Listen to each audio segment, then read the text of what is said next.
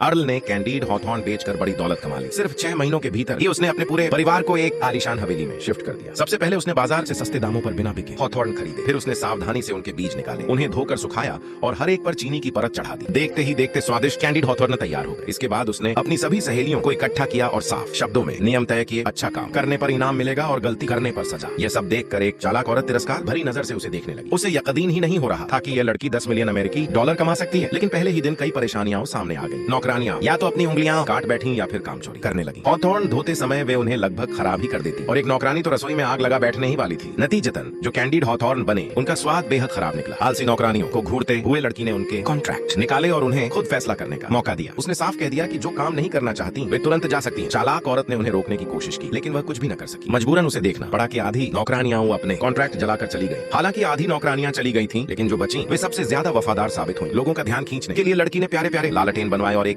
प्राथमिक विद्यालय के बाहर अपनी दुकान लगा दी। लालटेन वाले हेडपीस देखकर बच्चे आकर्षित हो गए और कैंडीड हॉथॉर्न कुछ ही समय में बिक गए। उस रात घर लौटकर जब उसने हिसाब लगाया तो पाया कि उसने एक ही दिन में $2000 कमा लिए थे। उसने अपना वादा निभाया और कमाई का आधा हिस्सा बची हुई नौकरानियों में बांट दिया। यह देखकर बाकी नौकरानियां बेहद ईर्ष्या करने लगी और वे भी हेडपीस पहनकर कैंडीड हॉथॉर्न बेचने निकल पड़ी। यहाँ तक कि उसके परिवार के सदस्य भी जो पहले घमंड में रहते थे अब नौकरानियों के साथ कंधे से कंधा मिलाकर काम करने लगे। जब तनख्वाह का दिन आया तो सभी नौकरानियों के चेहरे खुशी से खिल उठे। यह दृश्य देखकर वह चालाक औरत जल भुनकर रह गई।